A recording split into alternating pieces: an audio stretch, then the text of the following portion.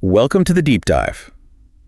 Today, we're going to be diving into something pretty fascinating. Kryon's teachings on electromagnetism. Now, you might be thinking, electromagnetism, what's that got to do with spirituality? Yeah. Well, that's where things get really, really interesting. In the stack of channel sessions that you sent us, Kryon, who presents himself as the electromagnetic master of the universe. Okay. It really shakes things up. And he even prefers the term electromagneticity. Bit of a mouthful. But trust me, there's a reason for it. I like it. It's more than just a quirky word choice. You know, he's kind of hinting at a deeper understanding of this force, suggesting that it's not just this scientific phenomenon, but like a fundamental aspect of the universe and our very existence. Okay, I'm intrigued. So where do we even begin with this electromagneticity thing? Well, Kryon starts by describing electromagnetism as like the very fabric of the universe, the force responsible for its order and structure. It's like the glue that holds everything together, from the smallest atom to the largest galaxy. So it's more than just magnets and electricity. Exactly. Kryon is talking about this universal force that impacts everything. And here's where it gets really mind-blowing. Okay. He suggests that Earth itself has an energy grid, a kind of electromagnetic web that's constantly in flux, influenced by cosmic events and human consciousness. Wait, hold on. Human consciousness can actually, impact Earth's energy. That's what Kryon suggests. He states that our thoughts, emotions, and intentions aren't just internal experiences. They generate an electromagnetic energy that interacts with this planetary grid. Wow, that makes you think twice about what you're putting out there. Yeah. So if we each have this electromagnetic energy, does that mean we have our own personal energy fields too? Exactly. You probably know this as your aura. Kryon suggests that by strengthening and purifying our personal energy fields, we contribute to the stability and health of the entire planetary grid. It's like we're all interconnected nodes in a massive energy network. So it's like a ripple effect. Our individual energy can actually impact the collective. Precisely. And that brings us to Kryon's guidance on how to actually strengthen our personal electromagnetic fields. Okay. He suggests several practices, and some might sound familiar, like mindful eating. Oh, mindful eating. I can see how that connects to overall well-being. But what does it have to do with electromagnetism? Kryon actually states that plants offer themselves as food for us, implying they hold a unique energy. It's about choosing foods that vibrate at a higher frequency and nourish not just our physical bodies, but our energy fields as well. Fascinating. So it's not just about what we eat, but the energy we're taking in. Yeah. What else does Kryon suggest? He emphasizes conscious breathing techniques and the power of meditation. Right. Those are pretty common practices in a lot of spiritual traditions. What makes Kryon's approach different? Kryon reminds us that the intention behind these practices is key. It's about aligning our thoughts and emotions with a higher vibration, consciously directing our energy toward greater harmony and connection. So it's not just going through the motions. It's about being fully present and intentional. Yes. What I'm curious about is this idea of becoming an artisan of electromagnetics. How do we go beyond strengthening our energy field to actually manipulating this force? That's a pretty wild concept. It does sound like something out of a sci-fi movie. Kryon even tells an anecdote about a speaker directing lightning, implying that this mastery is more attainable than we might think. Okay. Now that's just cool. Directing lightning. Seriously. I have so many questions about that. But first, I need to know more about what Kryon says about becoming an artisan.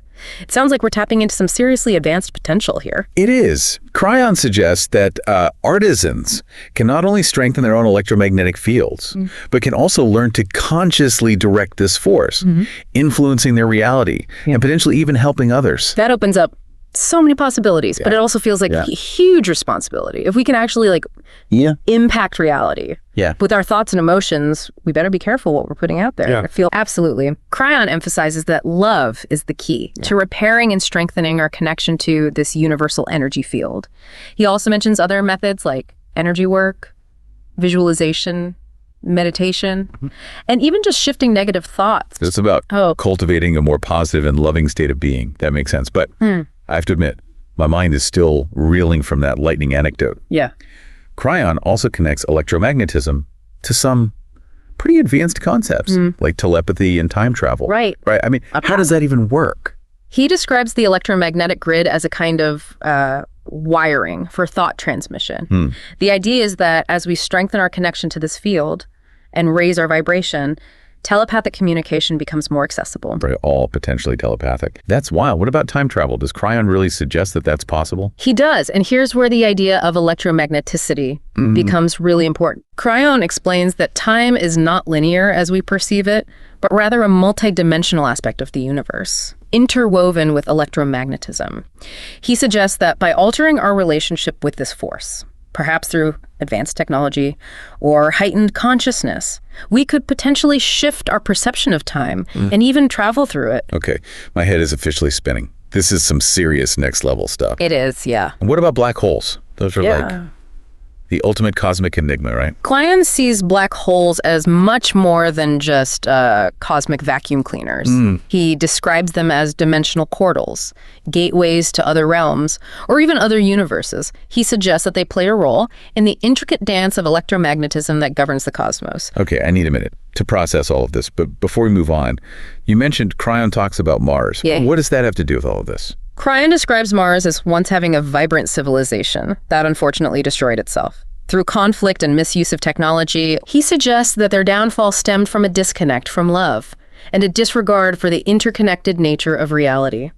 So it's like a cautionary tale, a reminder that we have the power to create or destroy based on our choices and how we wield our energy. Exactly. It's a powerful reminder to choose a path of unity and understanding, especially as humanity continues to explore and develop its own technological advancements. Kryon really seems to be painting a picture of our interconnectedness, not just with each other, but with the entire cosmos. He is, and that brings us to another intriguing aspect of his teachings, the idea of a new science waiting to be discovered, a science of electromagneticity that would explore the interplay between consciousness, energy, and matter in a way that could revolutionize our understanding of reality. So he's not just talking about the electromagnetism we already understand through physics. Right. He's pointing towards a deeper, more holistic understanding of this force, one that goes beyond our current scientific models and embraces the interconnectedness of everything. It's like we're on the verge of a paradigm shift, where science and spirituality begin to converge. That's the essence of what Kryon seems to be suggesting. He believes that this new science would unlock incredible potential for healing, transformation, and even understanding mysteries like time travel. He sees the exploration of electromagneticity as a key to unlocking our spiritual potential. Okay, this is where it gets really interesting for me. So he's suggesting that by understanding and working with this force, we can accelerate our own spiritual evolution. Yes, and that this evolution isn't just about personal growth, but about contributing to a collective awakening of humanity. It's about recognizing that we are not just separate individuals, but part of a vast interconnected web of energy and consciousness. Whoa. That's a lot to process. It's almost like we each have these untapped superpowers waiting to be activated. So how do we start tapping into this potential? What specific steps does Kryon suggest? He reminds us that even small intentional actions can create ripple effects throughout the electromagnetic grid. One practice he emphasizes is conscious breathing techniques. Okay, so being mindful of our breath can actually influence the energy around us. Exactly. Kryon explains that through specific breathing techniques, we can regulate our energy flow and even influence the energy of others. It's a simple yet powerful way to tap into our electromagnetic nature. That's incredible. What else does Kryon suggest? I'm ready to unlock some superpowers. He also encourages the use of crystals for amplifying and directing energy. Crystals, now we're talking. Those have always fascinated me. What does Kryon say about them specifically? He describes crystals as storehouses of information and energy, acting like miniature antennas that interact with the Earth's electromagnetic field. By working with crystals, we can amplify our own connection to this field and harness their unique energetic properties. So, by choosing specific crystals, we can enhance different aspects of our energy field. That's right. Kryon suggests that certain crystals can be used for healing, protection, enhancing intuition, or even manifesting our desires. It's about choosing the right tool for the job. This is blowing my mind. It's like we're being given a whole new toolbox for understanding and interacting with the world around us. And it's a toolbox we can all access. Kryon emphasizes that everyone has the potential to develop their sensitivity to electromagnetism and become more conscious creators of their own reality. It's about awakening to the power within each of us. This is incredibly empowering, but it also feels like a lot of responsibility. If our thoughts and emotions can impact the world, we need to be mindful of what we're putting out there, right? Absolutely. Kryon stresses the importance of choosing thoughts and actions that align with love, unity, and harmony. He reminds us that we have the power to contribute to a world of peace or a world of chaos based on our energetic choices. So it's not just about personal gain, but about using our understanding of electromagnetism to make a positive difference in the world. Exactly. Kryon's teaching suggests that our spiritual journey isn't separate from our everyday lives. It's about bringing awareness and intention to everything we do, recognizing that we are all interconnected and that our actions have far-reaching consequences. This is making me rethink the way I see myself and my place in the universe.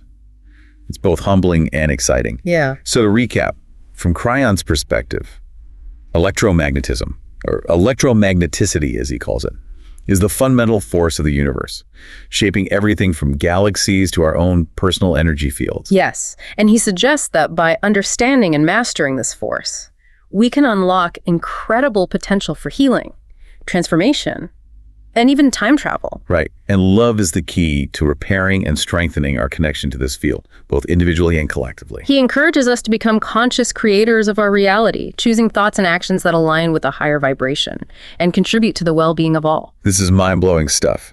But how do we put all of this into practice? What other specific techniques does Kryon suggest? He highlights the importance of mindful eating, emphasizing foods with high vibrational energy. Right, we talked about that earlier. It's about being conscious of the energy we take in through food. What else? He also mentions specific breathing techniques for expanding our electromagnetic field and increasing our energy levels. Okay, so being mindful of what we put into our bodies and how we breathe, those are great starting points. What else? Meditation is another key practice that Kryon emphasizes. He suggests that through meditation, we can quiet the mind, access deeper levels of consciousness, and strengthen our connection to the universal energy field. It's like hitting the reset button on our energy and aligning with a higher frequency. Makes sense. Meditation has always been a powerful tool for me. It helps me feel more grounded and connected. Exactly. And Kryon suggests that even a few minutes of daily meditation can make a significant difference in our overall well-being.